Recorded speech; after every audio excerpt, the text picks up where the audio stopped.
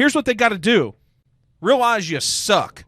Realize it's going to be really hard, and don't quit. And if you want to get to I didn't say that, guys. If you want to get to where the successful people are, you better keep going. Yeah. And quit being so damn feeling terrible about yourself and thinking like, oh my God, so you're telling me that you feel horrible about yourself when you succeed, but when you get there you feel like an imposter. What the hell? So explain that to me. Here's what's the imposter? Imposter syndrome is, there's a bunch of different examples now, but people are starting to say it. But what they're saying is, oh my God, I'm so successful now. Look at the place I'm arrived. Look at this sale that I landed. Like, look at this person that I'm dating now. Like, oh my God, I feel like an imposter, like I don't belong here. Hello, you're there.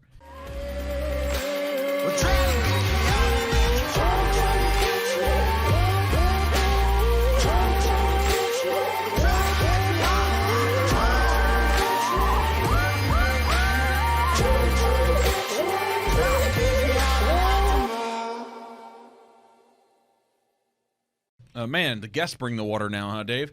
This is good. Only the best for us. Times are changing. That's right. Wow, this is good, man. This is how beneficial this studio water. is. So, quick introduction, some things happening in your life. We've done this before. We have a new studio. Yeah. Necessary Entrepreneur Part 2. The second iteration. It's exciting what we're going to do. But welcome back. 2022. Yeah. There's some big things happening in your life from being a real estate agent. So the introduction is that you've been a licensed agent now in the Cincinnati region for 8+ years, right? Mm-hmm. Maybe it's 7.5, 8 years, but it's around 8 years. Time flies when we're accomplishing things. And so recently, as we say, your phoenix has been rising. So over the past 3 to 4 months, you have 2 significant achievements in the real estate industry. And this is really why I wanted to sit down and talk to you, because we've done this before. But so you were received the top realtor in the city of Cincinnati by Citi. So it's a significant magazine that highlights fun things to do around town, the nightlife, services. So you received that. And then also, because the Cincinnati region's kind of weird, to practice real estate in the region, you definitely need to be licensed in Ohio and Kentucky because the river runs through. Some people get licensed in Indiana as well, but it's this weird little pocket of 3 states that come together. Then also, you just were awarded the top realtor in Northern Kentucky, and that was by, I think, NKY Magazine. Mm-hmm. So it was neat that I was able to go to both events and support you and be there and to see the events. So there's significance that goes along with those, but you're the top real estate agent / team leader at our company. You're significantly high in the stats for the city of Cincinnati and continue to grow. You just received these 2 awards, and I just saw you travel to Chicago to get some dinner over Father's Day weekend. Yes, I did. It was great. So, hey, speak to your thoughts about winning these 2 awards, other than like Sure. not the normal stuff when you get an award when someone says, oh, it's so humbling, and because I've said those things when I've been given awards, but Yeah. truly, what's it mean to you with these 2? Honestly, I mean, it's sort of a loaded question because for me, I mean, I'll give you a little bit of that. Yeah, I am incredibly humbled. I mean, who would have thought that 8-ish years ago I would have been, rescued from the depths of a casino, right? Dealing cards, right? High limit blackjack. And, we can look at it less than a decade later and say I got these 2 awards. It's really, really surreal for me, right? And it's crazy.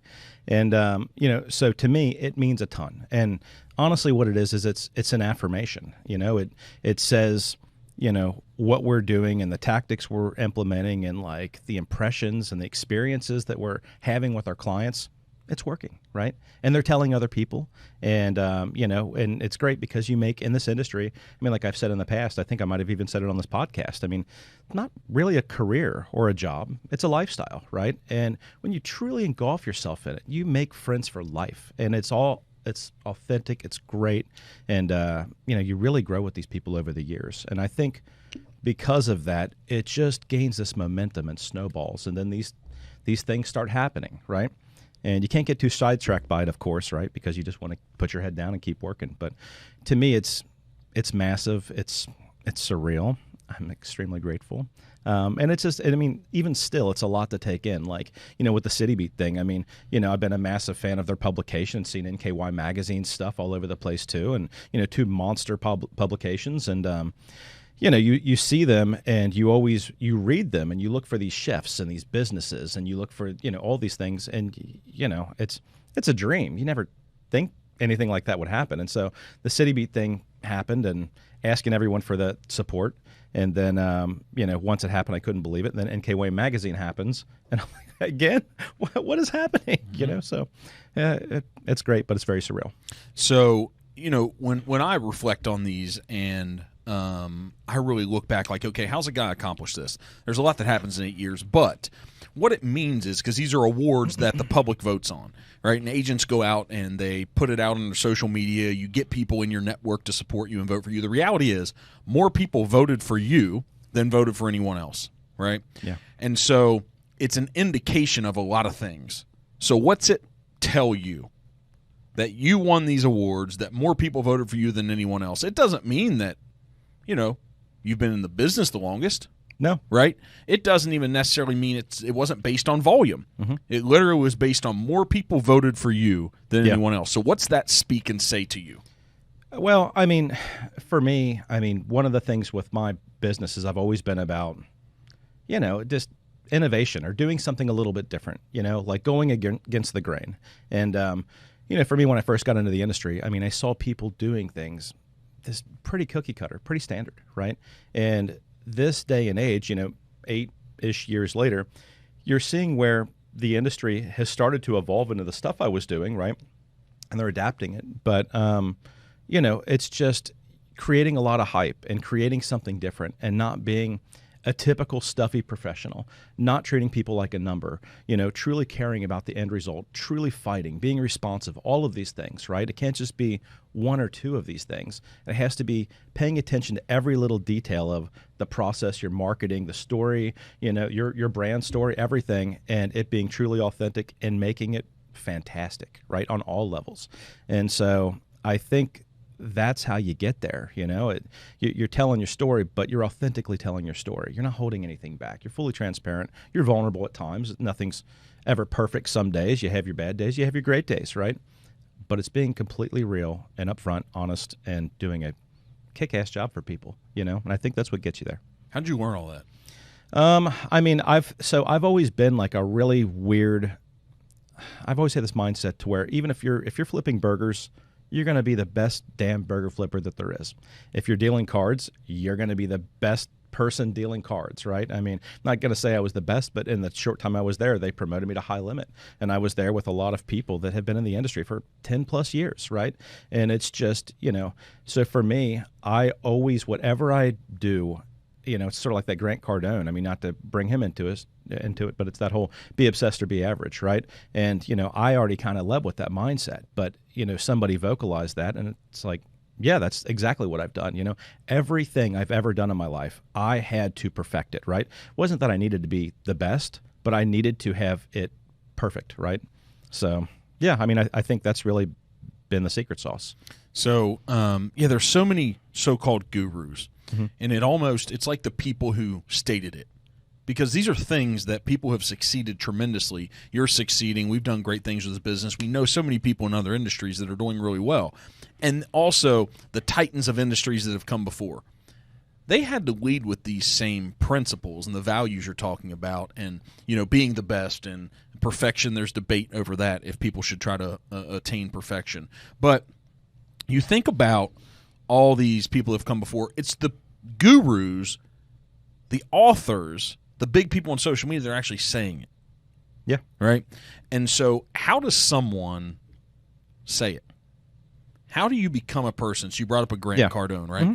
I don't think he's the most intelligent guy in the world. He's just the guy out talking about it. Yeah. Like Gary Vaynerchuk, very smart, right? He's saying things and his brain's evolved. His mindset is so specific that you're like, wow, that spoke to me, or I understand that. These are things that a lot of human beings quietly understand. Mm-hmm. So how do you become a person that is capable of being bold, that is capable of putting yourself out there, right? That is able to tell the story and connect with consumers? How have you found it a way to do that? Yeah, I mean, that itself is a difficult question, I believe, just because I don't know that there was a moment where I said I just learned it. I mean, this for me, this predates all of my career, like even with like theater as a kid or like doing anything, right? Like I've always had this mindset. I would hate to say it's instinctual to a degree, but I do think that there is something about you that it's like it can be extrasensory is maybe the first word that comes to mind. I mean, you just think a certain way. It's not something that for me I ever really learned. It was just something I was always this person. It was just a different vehicle I was driving every time. So it didn't matter if it was going to be real estate or theater, flipping burgers, starting a tech company, any of this stuff. Right? I will always be this person. And hopefully that keeps making waves. So we ask it at the end a lot, but I want to get down inside. It's like I want to figure out the Nick Foltz story. Sure. Because here's the challenge, what we're trying to do. It just happens to be real estate, but what we're trying to do with this company is take these things that have improved our lives and share them with others.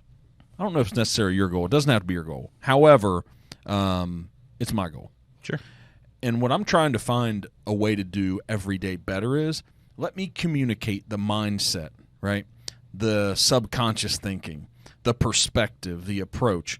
I'm trying to find a better way to communicate those things in a very understandable, very simple way, right? So try to break it down and say this origin story of Nick Foltz.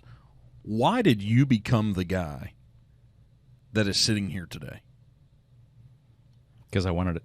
I mean, and it wasn't even just wanting it. It was like I needed it. There was no other option, and there will never be another option. I've always said in my life, my plan for success, freedom, it's not even about money. It's just about, like, we all want to live a life where we're free and all the things you wanted to do as a kid, you can do, right?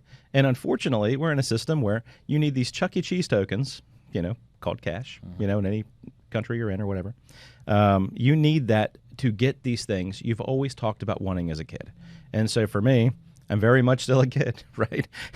And so for me, I know I need those tokens to get my prizes or to get my experiences or to get those things. And so, my story is, it's not great. It's not terrible, maybe. I mean, I don't know. Everyone has a different interpretation of that. But, grew up, and you've heard me talk off mic here, but for the people that haven't heard the story, grew up in a one-level ranch in, rural Covington, up on a hill pretty much, no basement.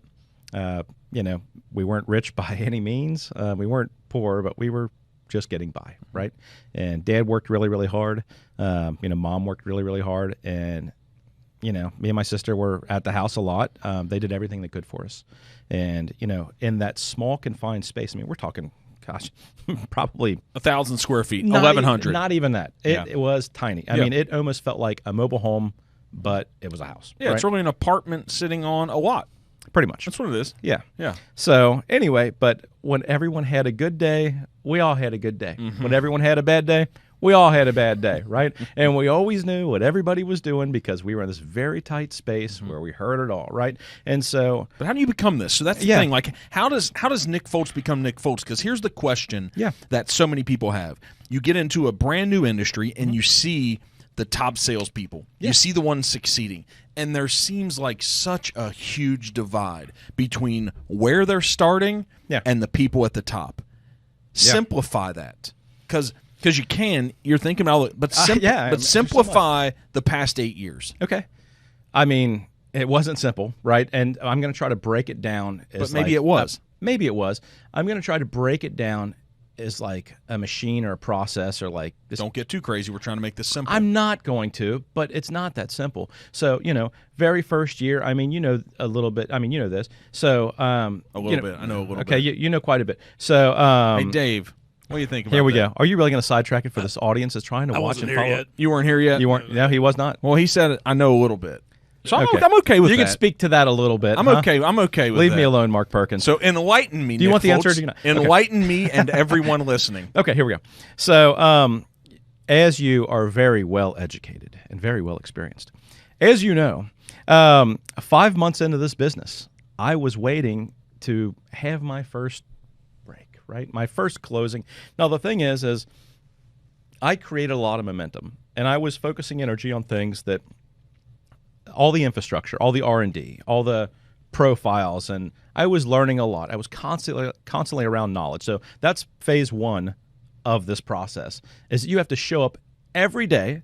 You have to be completely obsessed even when you're not making a dime. I remember showing a property out in the middle of nowhere, and it was like a cabin, right, for a friend of mine that actually worked at the casino. And I remember at that point, I was working swing shift. I was working till like 2 or 3 in the morning. My body wasn't used to this. I was still kind of getting acclimated to real estate life. So I remember I still have a photo of it to this day, right, way back in the day. And I bought a couple stupid memory foam pillows, threw it on a desk, and I had a stupid blanket, and I slept at the office because I was afraid I was going to miss this appointment. I mean, I was just terrified, right? So I was like, I need to just be here, be ready. People are going to show up. They're going to get me, whatever. And I was going to make it, right? So phase one is show up every day. Surround yourself around extremely knowledgeable people, people that know way more than you, right? And don't be a leech, right? Just talk to them. Have lunch with them. Listen to the calls that they're making, right? Don't be a creep online and just like prey on everything they're doing. Legitimately get to hear the difficult conversations that they're having, right? 5 months into the game, I created a lot of momentum, a lot of hype, made a ton of connections, right? And I had a lot of people that were ready to go. Well, from there, those things started nipping off, right? But it was all just basically you have to just create, and I've said this to my team members, you have to create so much momentum really, really, really quick. You have to do a lot of it. And then from there, just kind of pump, right? And just let it kind of follow behind. That would probably be the first steps of what I would say. I don't know if that answered your question adequately. Here's how we can simplify things. Okay, here we go. So tell me if I'm wrong. I take all that and say create massive action.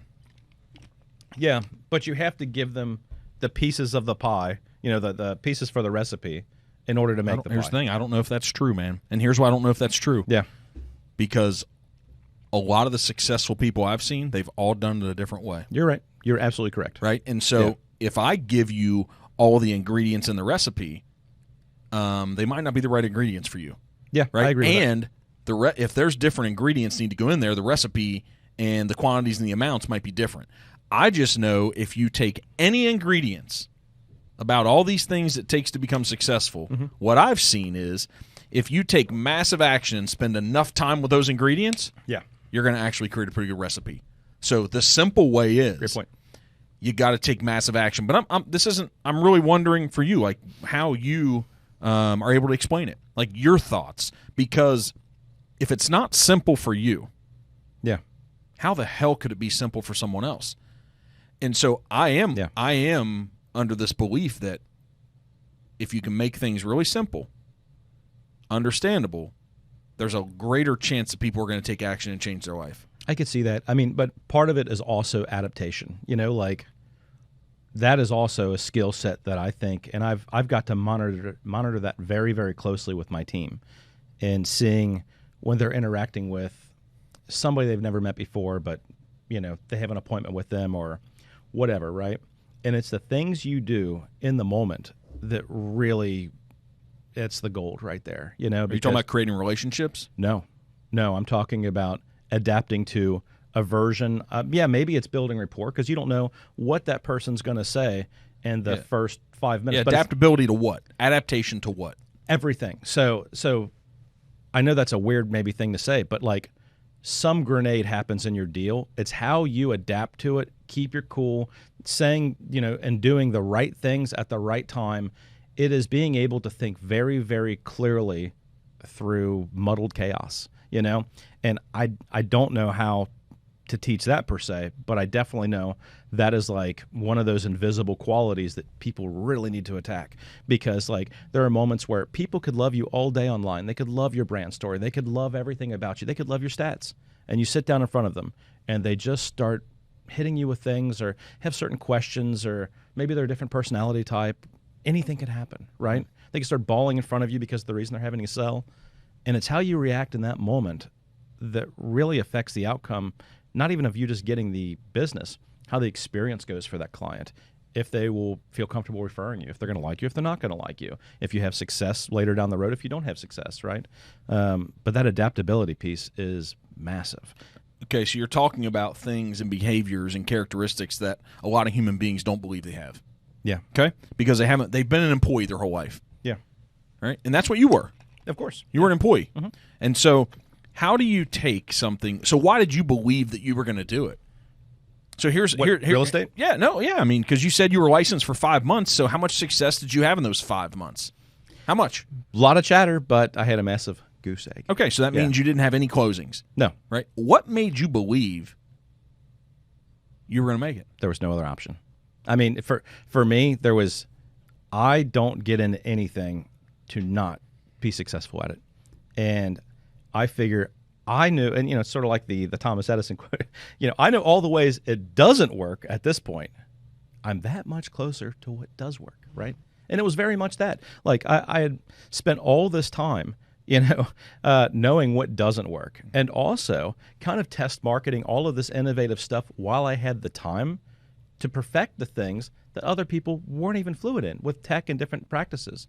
So I was able to use the time I wasn't busy and create a very solid foundation of learning that stuff before I was constantly hazed and bogged down with deals, right? Not that it was necessarily planned that way per se, but it worked that way, So yeah, there was no other option for me. I mean, it was success or die. And I wasn't going to die. So take this. I keep coming back to this in my mind. The way I see it is you've got to take massive action. Correct. It doesn't matter what. I go back to that. So in the real estate business, you have to go out and find people that want to buy and sell homes. Mm-hmm. And you need to convince those people that you're the best person to represent them. Not necessarily compare yourself to other agents with other brokerages, but you just need to convince that person at that moment that you're the person to take care of their transaction. I go back to these moments. A lot of times agents battle us on a lot of these traditional grassroots things. You've perfected social media. You do an awesome job with prospecting for leads. You all represent just so many buyers and sellers. But I go back to a significant deal. You knocked on a for sale by owner. We call them FSBOs in the business, but you knocked on a for sale by owner. And that ended up turning to you getting your license or your membership in the Columbus MLS and representing multiple people in these $400,000 and $500,000 and $600,000 purchases. Yeah. All that came from knocking on a door. Mm-hmm. Okay. It's very difficult to convince realtors to go out and get face-to-face with people and knock on some doors and go do some very old-school traditional prospecting. You did it. Mm-hmm. It wasn't comfortable. You didn't do a ton of it. You did some. Yeah. Right? That's why it doesn't necessarily matter the ingredients. I get that. Right? Yeah. And so, but what I'm saying is people that look at you and they're like, how do I become that? Yeah. Do you want to be that? I mean, some days it's very stressful. But would you change it? No. Okay. No, I'm trying to grow it. Then we have to start getting rid of that self-talk too. Yeah. And that doubt of, oh man, you sure you want it? Okay. If I ask you, do you want it? You're like, absolutely. Mm-hmm. Okay. So does everyone else. Yeah. I get that. Yeah. So what's the question though? The question is, how do you simplify this on to go from who you were to where you are now? Yeah. Because it is simple. Well, let's talk about Kumar then. So that's the client that's the client. Okay. Oh man, I love that man so much, right? Mm-hmm. But I didn't know him, right? It's I didn't know I was going to love him. I didn't know how that was going to go, and so I stopped by for sale by owner, and I just got to know the guy, and I could tell he wasn't happy doing this, and he was miserable, and I already in my mind was like, I'm not getting this deal, but I'm going to get to know this guy, right? Because I didn't want all that pressure of having to get it. If it works out, it works out. If it doesn't, it doesn't. But I'm going to really get to know this guy and what he needs, what his story is, what he's doing, right? And I legitimately, no matter what, I made it like true 100% friend, right? I mean, every so often we still keep in touch with each other, right? But yeah, I mean, what I honestly think is like, so what you were saying, it did stem to several deals. It stemmed to probably like $8 million in real estate transactions. And I'm still talking with all of those people. I'm interacting with one right now that wants to invest in some other things, right? And buy like strip malls and stuff, right? I mean, like some serious stuff. But all of that happens from honestly caring about the experience or caring about that interaction. And so what you can say to simplify it for these agents is you can say that, at the end of the day, I've told this to my team, you could be anywhere. You could be at a gala, you could be, a fundraiser, whatever. You can be at a restaurant, a bar, a Starbucks. You can literally be anywhere. And the same people that you would be knocking on the doors and they would answer are the same people at Starbucks, at the fundraiser, at the bar, at the restaurant. They're the same damn people, right? They just aren't at their house at that moment, right? And so if you have a way to intelligently talk to these people and not, I'm a realtor, right? Just get to know people, and either they like you or they don't like you. It works or it doesn't work. I mean, just be genuine and just make friends, and if it works out, great, But just honestly, I think it also boils down to just have a great time in your life and be personable and enjoy interactions with everyone you come across. And I think from there, we've generated a ton of business there, right? And it has been, you're not going to go out to a business or to a bar somewhere with a name tag on trying to work the room and shove cards in people's jacket pockets, right? But you just get to talk to people. And if it happens, it happens. So, what I can tell other people is like, okay, maybe knocking on doors aren't your thing. Well, I can tell you, as someone that's not the biggest fan of it, I've had a massive amount of success. He's not the only one that's turned out knocking doors, right? There has been several, right? But when you knock on doors, you have to realize how you feel when people are knocking on your door, right? And you don't want that person there. You want them anywhere but on your doorstep. You're creeped out. Should I call the police right now? Should I, what should I do? And so, just think that they're probably wondering why you're there.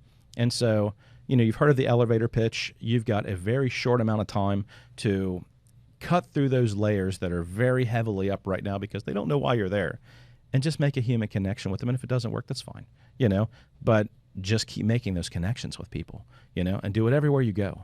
And that's how you slowly gain that massive amount of momentum in order to get where you need to be. All right, so what do employees and salespeople and independent contractors, what do they need to know? What do they need to know that they don't know to have a success they want? What do they need? What do they need to know and understand that they don't currently to be successful? Yeah, because I got another question after that to compound off of it. That's a very, very, very loaded question. And I know I've said this like 3 times at this point, but you do ask some very good questions. Because how do you become Nick? And so this isn't just real estate, and it doesn't have to become Nick. We should just say, how do you become this person that's successful at the thing you're doing? Yeah. How do you get to the top of the food chain? Yeah. Right? And so the people who want to get there, that say they want to get there, there may be some other issues, some subconscious things. There may be mindset that's holding them back. However, we're looking for the silver bullet. We're looking for the quick fix. Don't tell me there's not a silver bullet. Don't tell me there's not a quick fix. I'm not going to tell you that. Okay, because we all know that shit. Yeah. However, what do they need to know? Yeah. So you're going to get, over the course of this, 2.0. You might not. You're going to get a lot of these. You might not last in here much longer if you don't answer some good damn questions. So. Well, if you would let me answer the damn questions.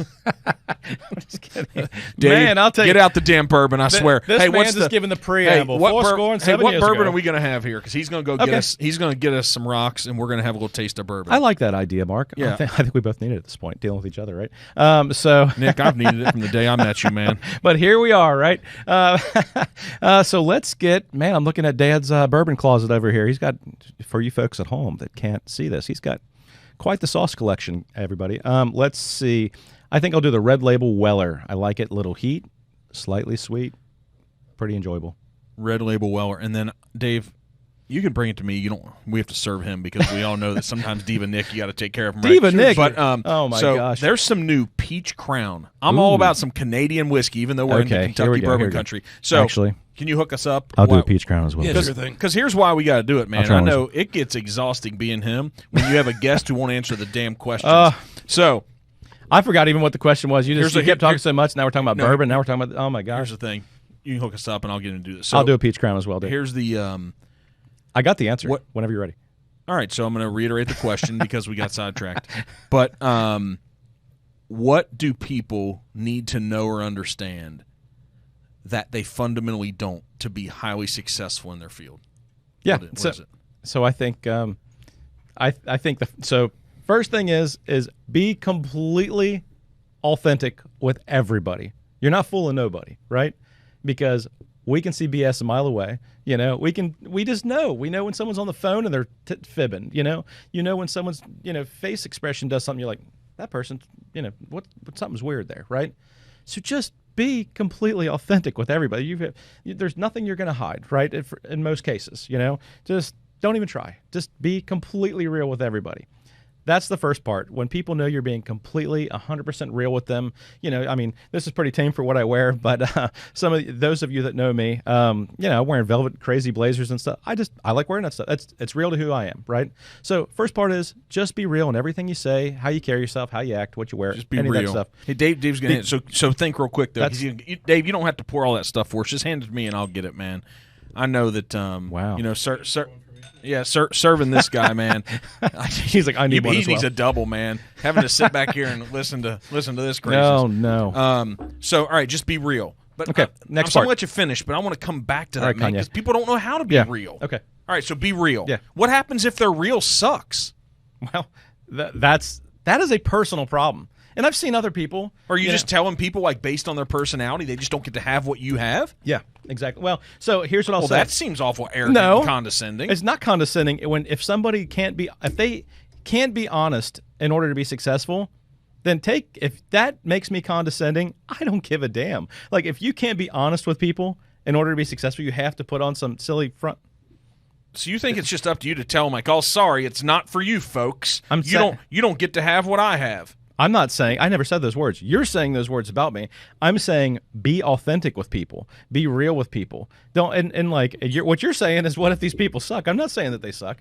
I'm simply saying you have to be honest with everybody. Here, real quick. Yes. So we can do cheers. Here you go, man. Yeah. Hey, thanks for coming in. It's good seeing you. Taking Likewise. the time. Absolutely, there you go. guys. Thank you so guys. All right. Yeah. What happens if they suck? People can't evolve? And when I say pretty good, it is damn good. Oh my goodness, right? What is that? So Peach Crown. I've heard about this stuff. Yeah, it's solid, man. I was there grabbing some bourbon for someone the other day because I really don't drink that often. I know that, but I'm going to do it here. People are going to think I'm an alcoholic because I'm going to have some every drinks podcast. Here. You're gonna have right. Okay. But I think Crowns. I don't know why I like Crown so much because people here in Kentucky, it's the only place that officially bourbon can be made and distilled. And it's whiskey because it's Canadian. Yeah. However, man, I love some flavored things. Well, so cheers, not man. just that, but it's got a very good sweetness to it. Cheers, one more Cheers, time. brother. Okay. Bam. All right. It's got a great sweetness to it, and the flavors are artfully done. It's not too cheap tasting or you know what I'm saying? Yeah. Mm-hmm. Okay, so let me finish that answer. Yeah. Okay. Yeah. Cool with that. So, no, I'm not saying people shouldn't have the things that I have, but I am saying that you need to be honest with people because I'm not saying you shouldn't have these things. What I'm telling you is if you're not honest with people, they're going to see through. Most will see through the BS anyway. And so, I'm not saying you shouldn't, but you have to be a million. There you go. Our sponsorship, Crown Royal. They're not giving us any money yet. Probably not. Not yet. We'll get there. We'll crawl there. But you have to be 100% real with people if you want to get the things I think that I have. That's my interpretation. Yeah, there's a lot of people I've gotten a lot of referrals from people that have dealt with the other type of realtor, right? The people that they don't feel like has been authentic. The people that they fired because they felt like they were lying. They were pushy. They were trying to get them in a home that had massive amounts of problems, right? But maybe that's the authentic I get those self. referrals. Maybe those are agents who don't care. Maybe they are being. So you're telling them to be authentic. Yes. What if you're an authentic asshole? Well, then you deserve destruction. I mean, and I'm not even. Wait, you deserve destruction. Okay, let me repeat that again for the folks at home. If you are an authentic asshole and you mean to do bad by people, maybe you don't mean to do bad by other people. Maybe you're just a self-serving, asshole that doesn't care about anybody else and does it all for you. There's some people out there that are really successful that way. You deserve all the bad things in life. I mean, just 1,000,000%. Aren't you just the Jesus of real estate here? Here striking us down you get success and you don't. You get success and you don't. This one of the best benefits about real estate is that you can do great by people, truly be their advocate. And I've heard you say this stuff, right? So even though you're turning the coals at me, I mean, you can do great by people, really look out for them, truly kick ass for them. And you can make a killer living. You can get them the results that they were hoping, right? I mean, 85% of the people that do this, they do it part-time or something like that. Then you get a small percentage of people that do it full-time. Then you get an extremely small percentage of people that are top producers and do it day in, day out, live on their phones, don't have a life. And I'm in that category, right? And so if... Oh, hold on. I'm pretty sure you just made a little jaunt to Chicago. I did. You just said you don't have a life. Okay. I'm getting a life, okay? It took 8 years to have some semblance of a life. Just making sure I put that ass in check. That's all I'm saying. It was a day, and pretty much a day and a half. No, well, you deserve it. But let's not sit back here and act like you're the martyr of real estate, right? Let's make sure that people they really understand that Nick Foltz gets to live a great life drove here. All night on fumes and then did appointments all the next day. I understand. Right? So I understand. But that sounds like a life to me. Well, sounds like a better life than somebody struggling part time, wondering where their next commission check is going to be. You got 16 to pay the bills. Yeah, I mean, I've done all that. Right? Yes. So first part is just be authentically you. Be completely honest. Be completely transparent with everybody. Now, the other thing that I'll say, I know you're rolling your eyes. I'm taking too long. Well, the reason I'm taking too long. No, I want you to take too long. Okay, good. I just wish that we'd address the people that if their personality sucks, bad man. people that are cutthroat. So here's the next level. If their and we've met them, man. Yeah. If their personality just isn't that charismatic personality. I'm not saying not charismatic. I'm saying being honest, being transparent, and being authentic. I'm not saying be some boisterous, big, like I've seen people that are, like just quiet, meek. I've seen people that are completely different approach. Be authentic. Just be real. Be authentic. Okay, that's a part of it, right? Yeah. Because if you're authentic, we're in a market-based system, just like if you're a salesperson with anything. Mm-hmm. The market is the people who are hiring you, right? So if your authentic self is not marketable, you got some problems. Yeah. Okay? I 100% So be authentic. That. Yeah. But that's not the end-all, be-all. No. It's important to be authentic in who you are, but if authentic isn't working in the marketplace, what are you telling them? Don't evolve, don't change, just get out of real estate, go do something else, get out of pharmaceutical sales, get out of insurance sales. Like if you don't have good bedside manner as a nurse what is the alternative? No. What are you saying the alternative is to what I'm saying? No, what I'm asking you is like, that's the what do we tell people? No, I'm serious. You said be authentic, so where's it go from there? So I think that's good advice, but that seems to me like that's such a small piece of people that are capable what they need to be. Of being honest and real, and just like I saw something. Me, I brand myself as the Rockstar Realtor, right? Just very flamboyant, eccentric, crazy. And so the thing though is I do that because I start off very, very subtle with people that don't know me, and then I work my way in if I can. If not, I'm wearing very boring clothing. Well, so I had a day. I had a day the other day. I showed up and I was in just a regular, just standard button-up. So for you at home that are afraid of afraid I'm going to show up to meet your grandma in a velvet blazer, I don't do that. But I was walking around with just a button-up shirt and just plain like jeans, some nice dress, and they're like, "Who are you?" I'm like, "Well, I'm meeting people that have never met me before, so I can't scare them away." So hold on. That's contradictory to what you said. Oh no, it's still no, because I'm still wearing crazy shoe. I get what you're saying, but when I meet them, I'm 100% real. I'm outspoken. I'm honest. But I'm genuine. Didn't you just say that you need to change and alter yourself and who you are based upon the client? Yeah, I mean that's a good noose to put me in, but at the same time, people do make a lot of assumptions based off of just somebody walking around in a velvet blazer or something crazy like that. They still get me. I'm not lying about who I am. I don't shield the way I talk or none of that stuff around them. I mean, I still say everything I do with everyone else around them. I'm still wearing, all my clothing is relatively flashy. Let's establish this. It's at the lower level. I know you're an awesome guy. Yeah. I know how much you care for your clients. But you intentionally altered the way you normally dress to make sure that you win a client. Yeah. That's not your authentic self. Okay. No, I'm serious. I'm serious. Let's backtrack. You've got a very good point. However, I'm still speaking the same way. I'm still acting the same way. So, like, when you brand and when you talk to people, you have to be authentic with them. When you put out your marketing message, you have to be authentic with them, right? So, basically, what we were just talking about was somebody that is almost a sleazy salesman. That's where it went, but I'm saying... Yeah, that is where it went. No, but it's also if somebody is an introvert. But we're also talking about getting your business, and I'm talking about putting things online. Do I always wear boring clothes and boring, do I have that persona everywhere you look for me? Absolutely not, right? Anybody can do a very easy Google search and see these things about me, and they do, right? But first impressions, I usually will start like... this is pretty normal. So I would wear something like this, but... So I'm not trying to put you in a box. We understand some fundamental things, but that's you're making a great point. Right. But at the same time, it's just... Yeah, I mean, it could be argued a couple different ways. Know your audience as well, but you still, I mean, be yourself. Like, I mean, so you don't want to show up to a Pentecostal church and I mean, this has happened before with a friend of mine's mother. We went to church and they show up in tracksuits and the whole like audience gasps, right? Well, that was authentically them, right? Okay, hold on. It just didn't work. Hold on. Okay, here we go. So you're trying to convince me that you showed up to a Pentecostal church service in a velvet tracksuit. No. I was with two. So the guys can wear, that would be a great story, if so. No, I did not do Dave, that. did I take that the wrong way? I think you did. So No, hold on. Please explain. Yes. Okay. Dave, Mark, for clarification. So I went to, so this was like in high school. So a friend of mine, and if he watches this, he's going to probably chuckle because this is like the weirdest, most random thing I've not talked about in forever. So his mom went off on this like religious tirade, and we needed to, the end of times was coming. We needed to learn how to hunt and fish, or we were all going to go to hell. Y2K was coming. I mean, it was that long ago, right? Crazy. New Yorker, love her to death. I call her Queen Arlene. Her name's Arlene. She's amazing.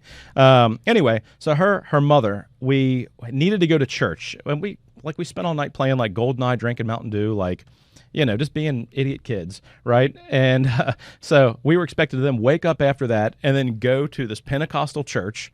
And so we show up in the church, just me and James, we're wearing like, whatever, just pants and, but guys can do that. And so the women cannot, right? So they showed up in like literally like jogging, like, like back in like the 2000, like where it was like a zip up, like tracksuit looking thing, the girls.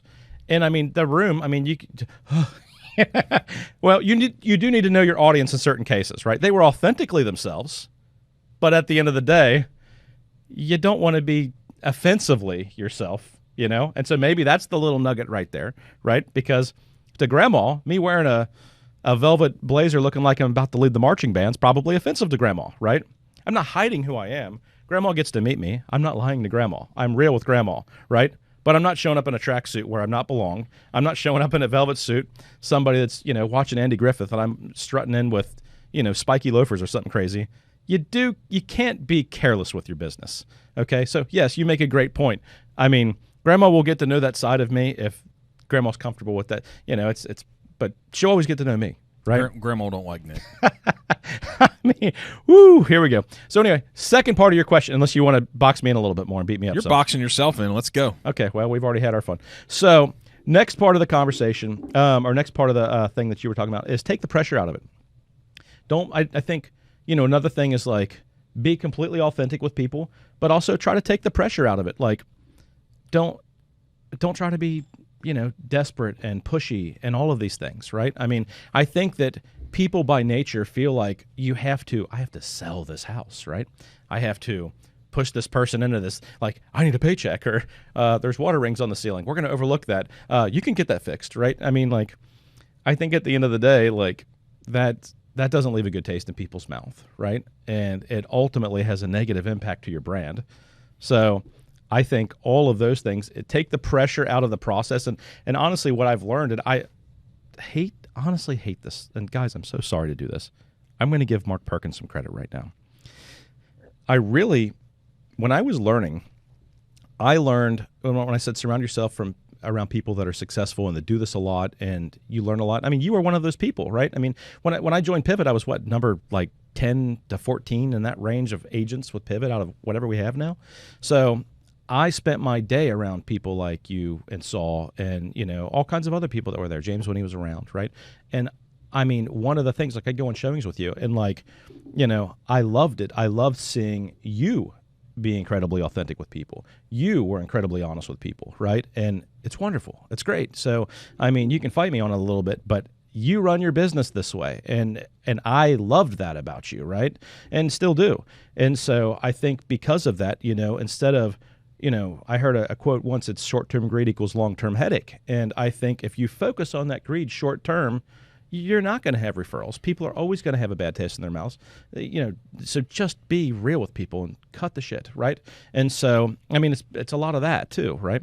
So, I mean, I think just take the pressure out of it, have a great time, build rapport, build a connection, be yourself, and just always look out and be the best advocate you can be, because while you're doing that stuff, like I've had, and I'm sure you have too, while somebody doesn't even find something that works for them, at the end of the day, they're having such a great experience with you because they know that you will not let them settle for something that's going to ultimately hurt them in the long term, or you're going to really fight and care about them.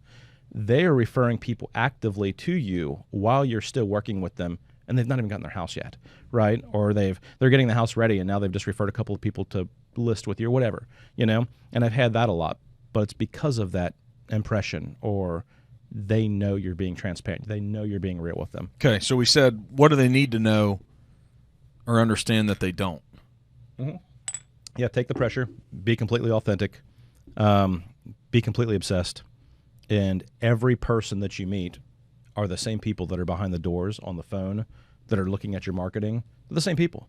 So I think if you think that way, I might not be telling people things that they don't already know. But I think if you start operating your everyday that way, and it just starts to be a subconscious way that you operate, I think your life will change pretty dramatically in this business or in any, business that you own or entrepreneur, sales job, anything, right? I think people deserve that, Okay, what do people think they know that they don't?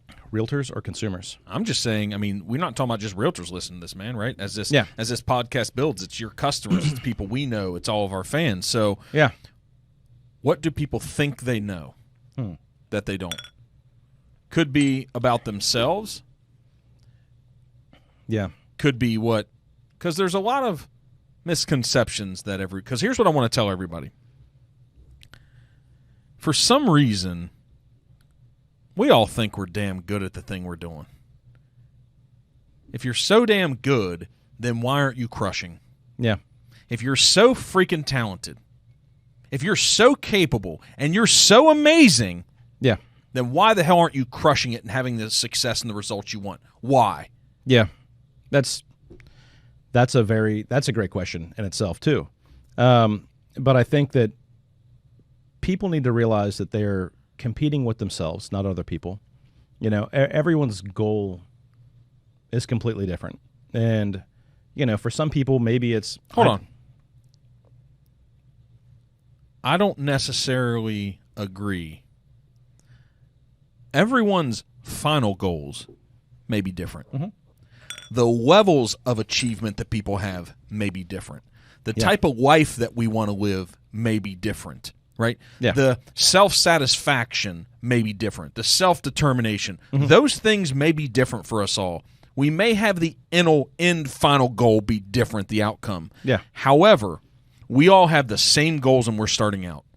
We all want to be successful at the thing that we've started to do. I agree with that. And the base fund line, the fundamentals are, we all got to do the same stuff to have this initial level of success. We have to, right? Yeah. All of us do. I don't think. So the different goals happen if, let's say somebody wants to make $150,000. Okay, if somebody wants to make $1 million, you got to get to 150 first. Of course. Okay, so everyone has the same baseline goal. I want to be self-sufficient. I want to be financially independent. I want to feel I'm successful in my mind. Yeah. So that first tier, everyone has that. So why isn't everyone going to get it? Yeah, I'm not disagreeing with you. People get in their head, and so kind of reverting back to what we were just saying, and what part of my answer was, is they're putting way too much pressure on themselves. Making it too damn complicated. They are making it way too complicated. They're trying way too damn hard. And I'm not saying don't put a massive amount of effort in, because I just said be obsessed, sleep on your desk. But you have to stop just being so desperate and so pushy. And why? Well, because I think that ultimately you make the wrong moves. You make errors. Then you start compromising transparency. I just believe if you go down that road and you're so desperate, focus on making the right moves, not just every move you can make. So are those things people don't know that they think they know? Do they not understand discipline? Do they not understand there's a process of things? Do they not understand goal setting? What don't they understand that's holding them back that they think they have? Because you have a team. You coach your team all the time. I do, and I see this, but what people should understand is I always preach a concept I call fish in the net, right? And I just heckle them over this. And, anytime you have any success, it's great, right? Wonderful. It's so exciting, But you now have dinner lined up, right? You now have dinner lined up for Monday through Wednesday. Okay, how are you going to eat the rest of the week, right? How are you going to, you can't just, like as a server, I remember we would have these nights and you would kill it in tips. And then people would, and you've heard me talk about this off mic, and I make a lot of parallels to the restaurant industry because you learn so much. It is really like a little business, right? And I think if you've done that, you learn so much about people, pressure, everything, multitask, everything. You learn a lot there. But I think, you see these people in the restaurant industry, they make a few $100 a night or $400 a night, and then they live off of that for the next few days, and then they don't show up to work anymore. And what you've done is you've averaged out your income, and you've made dirt, you've really made the same. So like what felt like a high and a big victory, unless you compound that, it's irrelevant. And so let's break that down. Yes, real quick. we're going to do that. Simple. Yeah. Okay, $400 one night. Yep. What you're saying is that they feel great about the $400 win. And so in their mind, they're like, I won. This short-term victory is great. Mm-hmm. So they don't come back in for the next 3 or 4 days. Don't give the effort to compound it. Yeah. So instead of making $400 in one night, they just made $100 in 4 nights. Yahtzee. Right? Exactly. They're not changing their life. They're not catching up on bills. No. And on that 5th day, they're right back to where they started. Yeah. And they're grinding to make $400 again. Yeah, and not just that, but in the time that they took off of work, they also expelled a lot of money off of, you know what I'm saying? Like you spent money to celebrate this big win you had. So you're actually not even averaging out. You're going negative per day because you're not spending that time monetizing. You're spending that time actually leaking, the revenue that was a big victory. Nick, but you said be happy. Yeah. That's all they're trying to do. Well, but I also just told you everybody's goals were different. You said, no, they're all the same. Not the initial goal. Okay, well, so not exact. I don't agree with that. The initial goal is to survive. Let's take our industry. So that, yes, you have to crawl before you can walk. Everybody wants to be able to just crawl.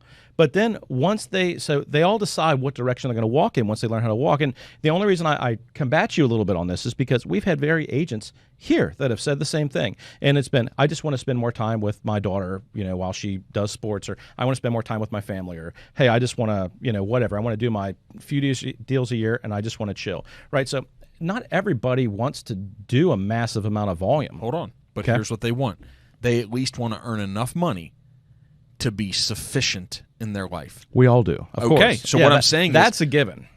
Okay, it's a given that that's what we want. Yes. But we see so many people in so many industries out here just looking around and their heads spinning, and they're not doing the necessary things to even get that. So what they keep doing is they keep chasing squirrels. Yeah. Right? They're like, oh, there's a squirrel. Let me go try that thing. Yeah. Oh, this really didn't work. Let me try that squirrel. This really isn't working. Hey, let me go chase that one. That's not working. Yeah. Okay? So what do they need to know that they think they do? Yeah. I mean, you got to show up. You got to put your fish in the net. And so let's continue. So with the team, I mean, you could have a closing or any of this stuff, but like anytime you have any success or anytime you have any lead, or let's say that you own a business, right? And you're landing contracts, right, for your product or whatever, a medical device contract, whatever you're doing, right?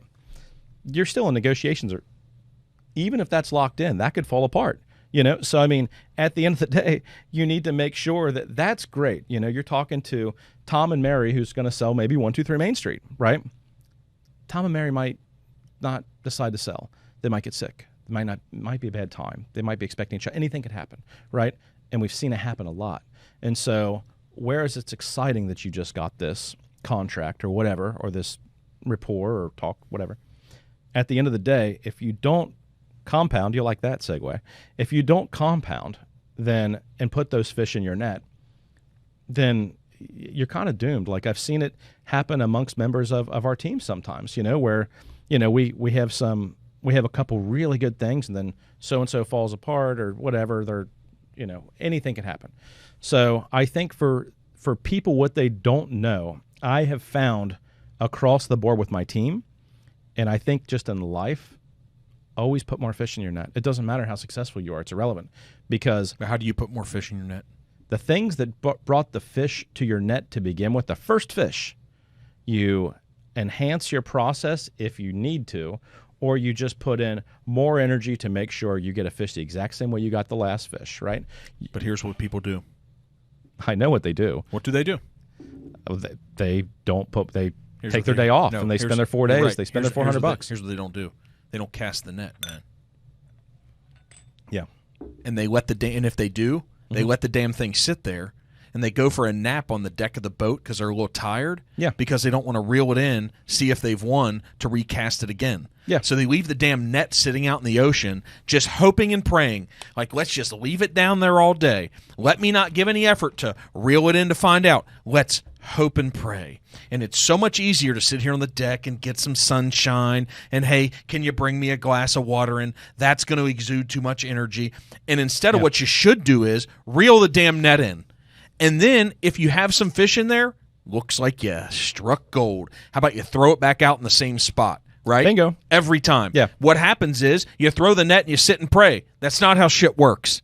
No. So what you got to make sure you do is, how about you cast the net 10 times a day? How about 12 times a day? Yeah. And how about you keep the damn boat out overnight? And how about you go on a 6 or a 7 day? Well, Mark, but that's hard. Well, but I'm going to be sleeping on a boat. Yeah, Nick just told us he slept on a pillow at the office. Are you sleeping on a wooden top desk? Here's the thing. Right? Are you sleeping on pillows at the office now? No. No, right? Have you figured out the place in the ocean to drive your boat to cast the net? Yeah. Are you confident now when you cast the net there's going to be fish in it? Absolutely. Okay. How did you get there? It's R&D, trial and error, and lots of energy, lots of effort, massive action, right? Lots of momentum. You know what you did? You cast the net in a bunch of different places in the ocean consistently over time. Of course. And then eventually it started filling up. And then once it's filling up, you figured something out and you keep going back to where it's filling up until it doesn't fill up anymore, and then you do it again. Yeah. What's keeping people from casting the net consistently? I think that there's a fear of failure, but I think for some people there's sometimes a fear of success, you know, and to break that down, like you've seen the old like memes where someone is calling, like cold calling, and they're like, please don't pick up, please. And then somebody picks up like screaming on the inside, like, what do I do, right? You're telling me people actually fear success? Yeah, I do. I don't. Explain that. Well, because it's going to require, it's like stage fright to people, right? It's like, and I've seen it in beginning phases with, you know, a team member or people I've mentored and stuff where, you know, oh my God, I have the appointment. What do I do now? What's he going to say? What if? Go down the rabbit hole, right? See you later. So it's what hold on. It's what we determine what success is. See, in our industry, I don't see successes landing the listing appointment. I don't see. I agree. So success is not that. But that's the way you get there. Yeah. Success. I mean, when you're on the phone with these people, success to get to your level of success is them maybe answering, having that conversation. Yeah. You know, all of those things. So I think that, you know, that's the initial part. Because nobody's scared of getting that commission check. Yeah. See, that's what I'm saying. Like, we have to make sure that we really lay the content. Nobody's afraid of getting paid. Mm-hmm. No one's afraid of satisfying the client. Yeah. No one's afraid of getting that referral call, right? So we're not afraid of success. A lot of people say that. Yeah. I think that's bullshit. I'm not afraid of success. The outcome? Neither am I. No. No. And I think people that lack self-esteem and lack confidence, they're not worried about the great feeling of success. Yeah. That's that imposter syndrome shit that people keep talking about, which is dumb as hell. That's the dumbest idea that I've heard anybody say. I feel like an imposter. Well, that's the biggest load of bullshit ever. Here's why. You mean you feel like an imposter in a place that you worked for to earn? What, you didn't think you were worthy? You didn't think you were capable? It's a damn joke. That's weird. So it is freaking weird, but here's what's even more weird. No one's afraid of success. What are they really afraid of when we say that? When we say people are afraid of success, what are they really afraid of? Probably change. I mean, I would guess. What, you're afraid of being able to buy a Tesla? You're afraid of being able to upgrade and double the size of your home? You're afraid of going on a vacation to Fiji when normally you get to drive to the freaking cabin an hour away and like go hang out in some 3D cold-ass water and you got some little sunfish nibbling on your toes? We're afraid of that? Yeah. No. So what is the thing? So we can what is it? You know what I think people are afraid of? Growth. No, I think they're freaking afraid of what if they don't have what it takes. I think they're afraid of what if it doesn't work. I think people are afraid of failure. I think they're afraid of making the call and somebody hangs up on you. They're afraid of like how it makes them feel like less than a good person. Yeah. Well, guess what? That's how the hell you're going to feel until you become good. All of that's going to happen if you're to be successful. Like you. So they're afraid of the steps along the way that feel like failure. I believe so. Okay. Yeah, because I mean, you have to experience, in order to win, you have to experience failure. Why? That seems like bullshit. And I agree with everybody out here. I know. You're telling me I got to fail to win? Isn't that a shame? I think it's some bullshit. I know, so terrible. So why? What a world. Why do we have to fail to succeed? Well, because you don't know what the hell you're doing. And the being authentic and all that stuff, I mean, part of that is like experience too. I mean, because people, when someone's new, we've all bought some type of things, and we know, like, we've all been in here's another restaurant. So we've been in a restaurant, we've had a new server, and we're like, what the hell's going on? Like, no credibility, right? You need to fail in order to establish credibility. You need to fail in order to know what doesn't work. The Thomas Edison quote, let's intertwine that, right? You need to know all the ways that it doesn't work to a degree. I'm not saying go out there and go do a hatchet job for people. Go out there and like really fight and whatnot, but there's going to be times where you don't get every deal. There's going to be times where maybe not everybody hires you or whatever, until you reach a point to where your capture ratio or success ratio is so high that you almost don't fail, right? But you have to do that so much in order to know what that looks like, to refine your systems, to know how to break things down to people, to simplify it to where you can really ease the stress, because you're no longer stressed, right? And sometimes when an agent is stressed, and I've seen this, in different scenarios, an agent is stressed, and so they are stressfully breaking down something to a client when the client is stressed. And all it does is just makes it tumultuous and worse, and it acclimates and gets crazy, right? That agent needs to be a beacon of hope, and they need to be steady, and they need to know what the hell they're doing, and they need to be adaptable. And in that moment, they need to be able to then fire back in a calm, cool, and collective manner to be able to make sure everything's cool. You know what people need to know? What's that? That they don't know? They're not as damn as good as they think they are. Right? Yeah, and right. Guess what? That shouldn't upset you. Yeah. That shouldn't depress you. Hey, news to the world, that shouldn't cause massive anxiety. Mm-hmm. When you do something new, you suck. Yeah. I mean, you sucked. Yeah. Because you didn't sell a house for 5 months. Thanks, Mark. No, but you didn't quit. Appreciate you. Just kidding. No, you're right. You didn't quit, man. No, I know that. Right? Well, but that's that persistence, Discipline and persistence. Yeah, and that's that being obsessed part, and that's that showing up every day. I mean, it's all of this. It's that making it a lifestyle. You have to understand that you have to make this a lifestyle. It's tough because people have so many distractions. They have. What the hell does that even mean? Nobody knows when they're starting something new, like you got to make a lifestyle. You know what their lifestyle's been? Hustle and grind and pay my bills and wonder where my next paycheck's at. Yeah. Come on, that's not lifestyle. Lifestyle to them is my life sucks. Yeah. That's why they're looking for something better, right? Yeah. Here's what they got to do. Realize you suck. Realize it's going to be really hard, and don't quit. And if you want to get to I didn't say that, guys. If you want to get to where the successful people are, you better keep going. Yeah. And quit being so damn feeling terrible about yourself and thinking like, oh my God, so you're telling me that you feel horrible about yourself when you succeed, but when you get there you feel like an imposter. What the hell? So explain that to me. Here's the imposter.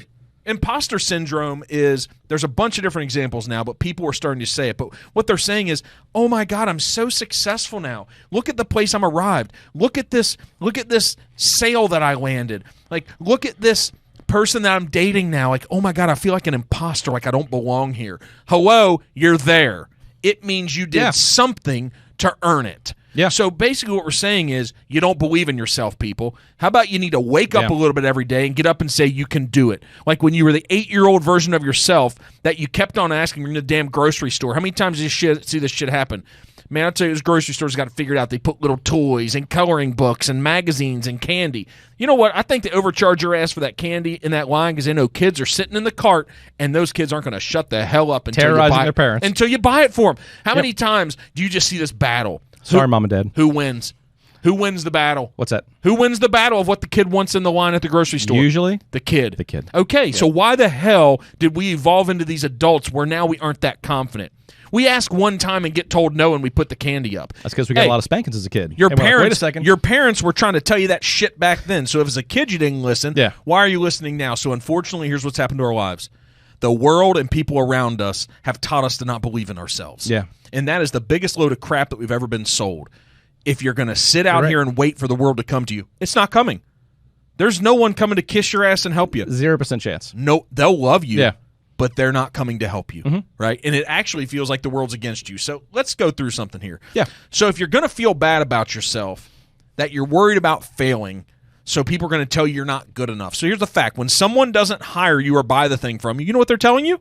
You're not good enough right now. Yeah, they don't believe in you. Right. Which is why you need to fail, so you are good enough. Okay, so you got to keep going. Yes. So you're not going to be good. You're going to go home and feel bad about yourself. Yep. Make sure you have people around you that pick you up and say, keep going. You did this for a reason. You want to change your life.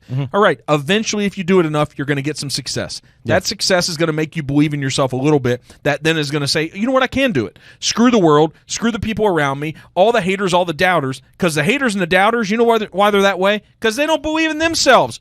News to the world. Yeah. Don't listen to the people Try who and haven't tear done other it people before. down. Absolutely. Exactly. Yeah. And so then you're telling me that once we then succeed and overcome all the self-doubt, then you feel like you don't belong.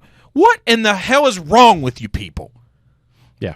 How about this? Wake up and know that you're the only person that's controlling your outcome. You're going to be really bad. Accept it. Yeah. Grind. Be disciplined. And you're going to wake up one day and you're going to be like, do I believe this world I'm in? And I get to drive into Chicago and eat at amazing restaurants and then complain that all I do is work. And Nick just Foltz. and just be yourself. Exactly. So here's why it's simple. Quit listening to all the bullshit in the world. Yeah. Work hard. Don't quit. Be disciplined. Stay in school. Eat your green vegetables. Yeah, I mean, I agree. Do all these good things, right? Be disciplined. Wake up. The be jolly obsessed. freaking green giant Take your vitamins. sitting across from me. Exactly. So here's why it is simple, man. Like, that's what I'm saying. Like, if now you're thinking about your business, you are doing some complicated things now. Yeah. You are. Mhm. But you had to do the basics in the beginning to have some success, A lot. to make some revenue, to pay the bills. So then you actually have the cash that you've compounded to be able to learn and use tactics that are more complicated. You can't start out with the complicated. You don't even know the damn business, right? No. You have So- to learn the language, you know? All right, so give us this. Drop some knowledge dots on us, God, I mean, I think we've been through a lot. man. You got so much more in there. I do, but I mean, it's just for that reason, it's so open-ended, right? I mean, just like I was saying earlier, tell your story, right? And so I realized, you know, sort of like partially through us talking the last couple of questions, is I got a little sidetracked. But when I was talking about being authentic, like in the beginning, me doing the whole Rockstar Realtor Crazy Blade, you know, I needed a way for that to be approachable, but at the same time, just be yourself. But I read something once about a guy, and he was this big bearded guy out in like Portland, right? And, you know, the beard was looked at like an awkward thing, right? Like he just bearded and, you know, kind of disheveled or whatever. But he changed his brand to the bearded realtor. And he took the thing that was like sort of awkward at the time and made it something that was his shtick. That was him, right? And so for me, it's like, you are who you are. Just own who you are. Brand who you are. Celebrate who you are, right? Everybody has a unique superpower that the other person does not have, right? And if you just believe in yourself, like you really do have something about you. Nobody has had the same experiences that you've had. They've not talked to the same people. They've not met the same people. They've not done the weird things. They've not eaten the same food, anything, had the same enlightenment moments, you know, in your life. But you need to be cognizant and aware of those things and realize that you're your own unique beast. And you need to move through the world very confidently that you're the only you, right? And, you know, exploit the hell out of that, right? I mean, just be confident about it. I mean, I could say that that's something that I see a lot of people kind of battle with, is they always feel so inferior. There's the self-talk all the time, or what if I'm not good enough? What if I don't this? What if I don't that? And I think if you're just you have zero competition as you know, because there is not another you, right? I mean, it's infinitely impossible. So I think if you just celebrate that, you're going to do amazing things, you know, and exploit it. Who's your hero, man? Are you talking about people I've met or people I've not met? Who's your hero? I don't know. I mean, I've always said I've really liked Nikola Tesla a lot. Brilliant. Because Tesla, there was no focusing on what other people have done. There was no, I'm going to take that person and rip them off. There was no, I'm going to anything, right? Nikola Tesla was like, I think that there should be, radio waves, right? Which he was later in life attributed to being the inventor of the radio. He didn't invent the radio waves. He Westinghouse, discovered them and how to use them. Because radio waves are out there. Regardless. Yes. So, regardless of the facts, he harnessed that. He saw that opportunity. So, like death rays and all this other stuff, right? So, the thing, though, that I like about Tesla isn't just his accomplishments. It's how he thought. He looked at a world like a blank canvas, and there was nobody that could tell him no and get away with it. There was nobody at any point that discouraged him from bringing these things into the world that he did, and he saw opportunity where other people did not, and nobody distracted him from that. He was dialed in. He was obsessed. He looked for that opportunity, and he brought it to the world. He died poor, Nick Foltz. He did die poor. He actually lived poor at the end of his life. He did. And I think one of his last quotes was, all these things I've done for humanity to be mocked or something. It was like some horrible quote like that. But it's crazy because I think within the last century, I think people really, really have become fond of him, and they should, But it is a shameful story there, regardless if he did or he didn't. It's that type of personality, though. It's the people that don't try to be like other people, that look for opportunity, that are innovative. They change the damn world, and we will tell stories about him forever. Generations upon generations upon generations of people will always talk about him because he was him, and nobody else. So I like him, Bruce Lee, and of course, my mom, my dad. I mean, that goes without saying. Yeah, so your hero, so we said Nikola Tesla, right? That's good. Mm-hmm. If you had time to think about it, maybe it'd be different. Who's someone who made a tremendous impact on your life? I mean, obviously Mark Perkins. I'm not worried about that. I really appreciate that. That's not what I'm talking about. Listen, right? this isn't me pandering to Mark Perkins. But what I'm saying is, it is the truth. I mean, I hate that that's my answer. No, so here's the thing. So here's the next question. So I appreciate it, man, because that's why I do what I do. Yeah, but, of course. Well, thank you. How do we then go and make impacts in people's lives so we're other people's answer? Yeah. How do you do that? You pay it forward, and I think you look for, you've always kind of done this, you look for ability, like untapped or unrealized potential. People that they are something that could do a lot with themselves, but they don't know it, right? Or they haven't, or they know it, but they don't know where to go to do it. You get what I'm saying? And I think, there's a lot of people that might feel like they're destined to do something, but they don't know where to go to do it, or even where to start to where they can do whatever they imagine doing. And I think looking for that person and giving them that life raft, or giving them that pass, right? Here's your ticket, if you want in, if you want to play, here's your pass to at least give it a shot. Here's your pass to work 5 months and sleep on a desk to go show some rickety cabin out in the middle of nowhere. But this is your shot. And are you going to take that shot? Are you going to waste it? Are you going to go back to the netherworld of restaurants and casinos? Or are you actually going to give a damn and use that as your vehicle to drive as far as you can and see how far you can drive this thing until the end? All right, so how did you know that this was your shot? I mean, talking to you, your charisma, and not just that, but hearing more about the industry. Like, I've always had an interest, of course, and you hear that with everyone you talk to. But I realized that it was a vehicle for me to get my Chuck E. Cheese tokens, to get the things I want in life. And, you heard the quote of, 96% of the people that have become millionaires have done so through real estate of some capacity, right? So I heard that, and I was like, if people just give a mediocre performance and they can maybe do that, you give an exceptional performance.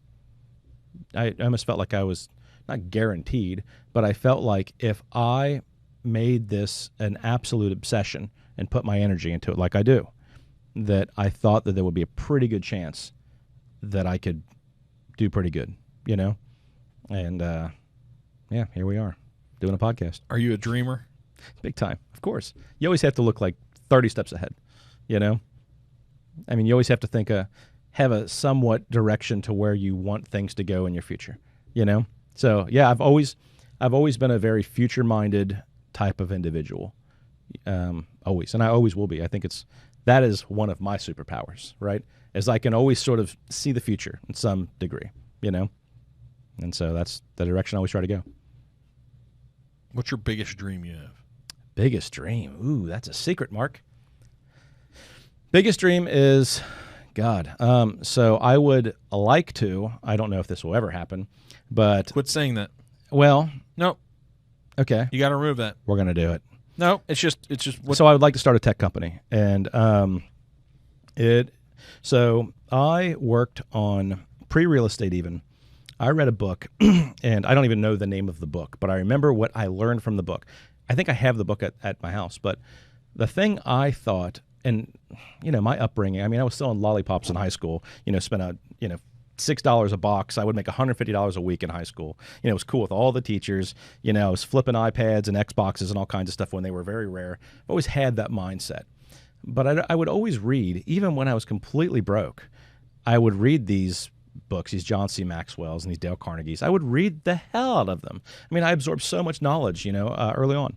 But one of the things I read, and it really created a pretty significant impact, and it said, every day, this was an exercise to become a successful entrepreneur, is every night before you go to bed, I want you to take your day and look at the world as if it needs help. And I want you to look at the things in the world, how you operate your television. Somebody does this with the remote, right?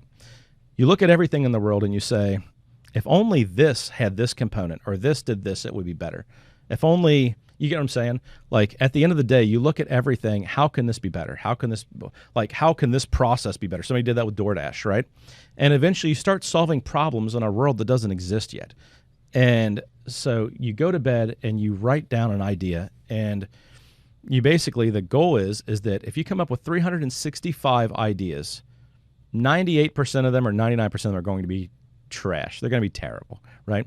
And one of the things that this book had correlated is that, in the very beginning, you're going to come up with some really horrible ideas. And I have all of them saved. I have journals. I have electronic journal. I have standalone with different ideas, right? I did this for such a long time. And I came up with some really incredible ideas, things that the world does not have, but it needs, right? And whether I put it into practice, who knows? But I plan to, especially with funding now. But I came up with some very solid things that I think could impact the world, right? So one of them is I can't talk about it, but it's a tech company, but it is amazing. There's nothing like it. Yeah, so that would be what I would want to do. Is that is the one idea out of years of ideas. I'm like, it's absolutely brilliant. You know what ideas without action are? Just a dream. Just an idea. Correct. Yep. Do you know how many people that have come along that I have talked to over the years that have all the ideas? Yeah. They've got all the thoughts about what's possible and what can be. Mm-hmm. And most people let those things die on the vine. Yeah. Because they're not willing to jump off of the edge and willing to go for it and make it happen. Yeah. Everything starts with an idea, but also ideas without action are just ideas. Yeah. And they fade into the never was. So you're correct. Yeah. So I think we all have a lot of ideas on a daily basis. But yeah. So what are you going to do here, man? What's the rest of 2022 look like for you? So we're just going to keep compounding what we're doing.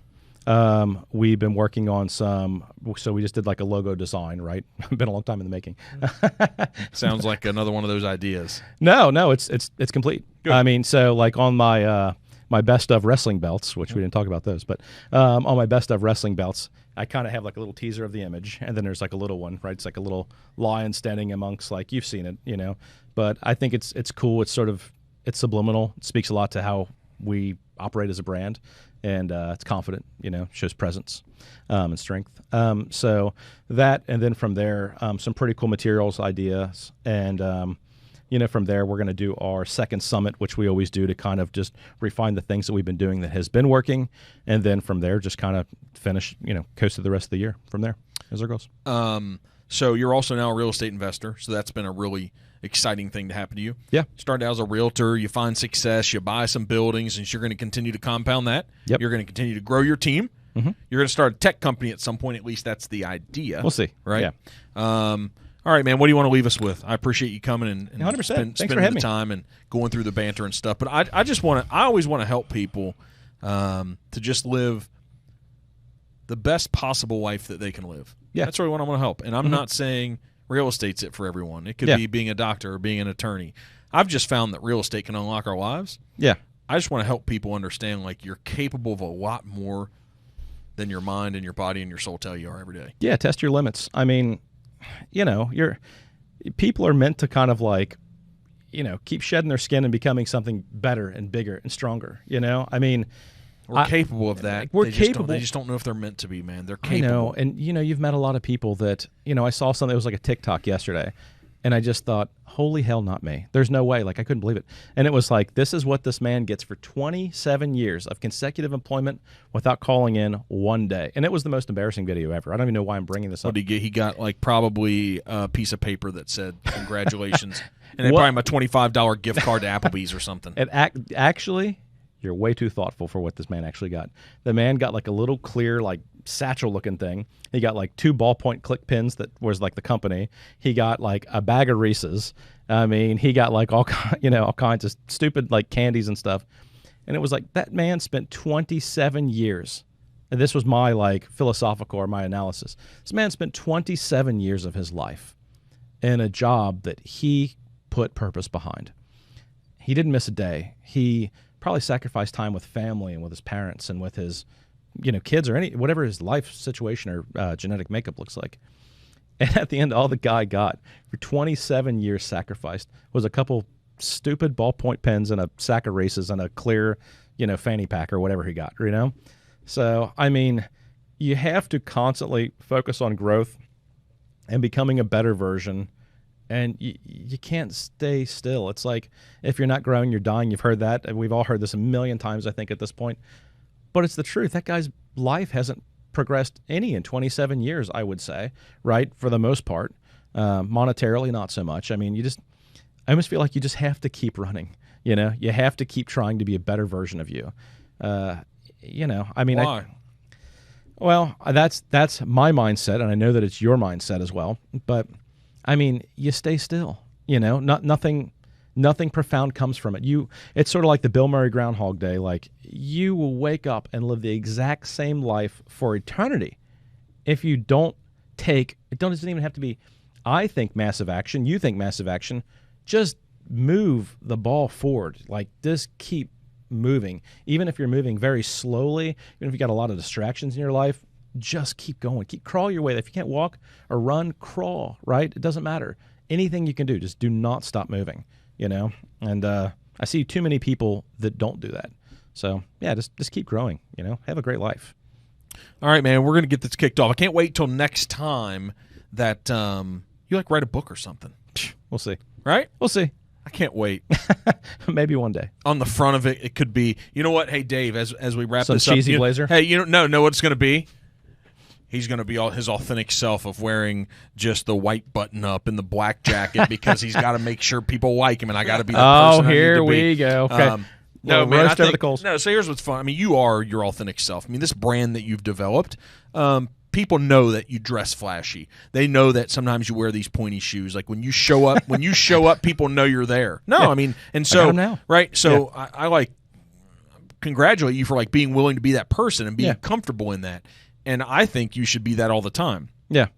So the question is that if you don't think you're enough, if you don't have the right personality, if you haven't evolved into the person that's going to win in some category right away, let's just say real estate, because we see people have different challenges. Is it worth it? I think it's always worth it. To your point where you said, hey, live a better life. I think the best advice people can take away from this is once you make a decision, if you get a real estate license, if you become a nurse, if you're going to go to medical school, if you're going to become an attorney, or if you're like, you know what, I'm going to be a carpenter because there's really successful and great carpenters. I work with a lot of contractors. Whatever path you choose, man, just go all in. Yeah. And even if you're not going to become like uber wealthy, if you're not going to become financially independent, if you're never going to pay your house off of, go in every day and try to be the best version of yourself. You touched on that, but be the best version of yourself because you get up and you're capable and you feel good about yourself. And when you arrive at work, you're confident and you're like, I know how to do this. Even if that's enough for you, make sure you do enough to become really good at your job. You deserve it. Your employer deserves it. Your family deserves it. The future you deserves it. It's we need to start eliminating this anxiety and this depression that we all have. And I think if we feel good about ourselves, we're going to start eliminating some of that. I agree. And the way that you can feel good about yourself is it's on you.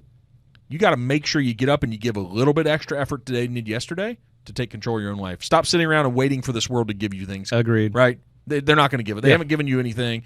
And when I say haven't given, I mean, listen, we're in this country. An awesome opportunity. We hit the DNA lottery, right? Your parents love you. My mom loved me. Even if we struggled and we didn't grow up financially wealthy, we had just a tremendous opportunity in this country, right? Yeah. And then you chose to do something with it. I chose to do something with it. Massive struggle along the way at different times if they heard those whole stories, but just keep going.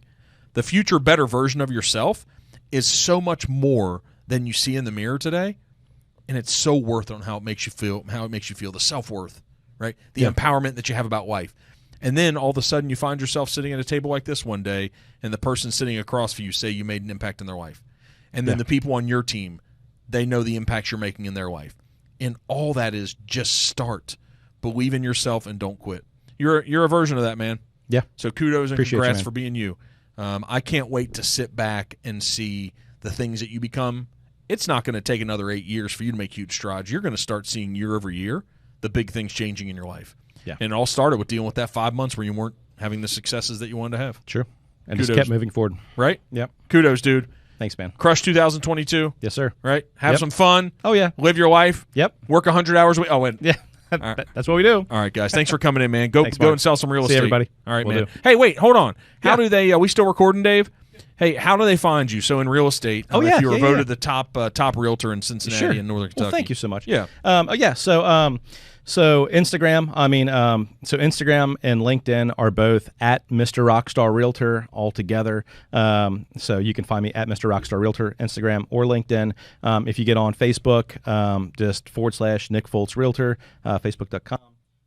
And I will say that, there's a lot of crazy stuff I put in my Instagram stories, and I only say that because I have a different following that kind of follows that versus just some of the other, so check out the stories. There's always a good time in there. And, just keep in touch, guys. And it sounds like you're a kick-ass, hard-working guy, man. That's going to do an awesome job helping people create these dreams of home ownership. Thanks, brother. All right, man. Appreciate you, Mark. Thank you for coming in. Thank you, sir. All right, see you.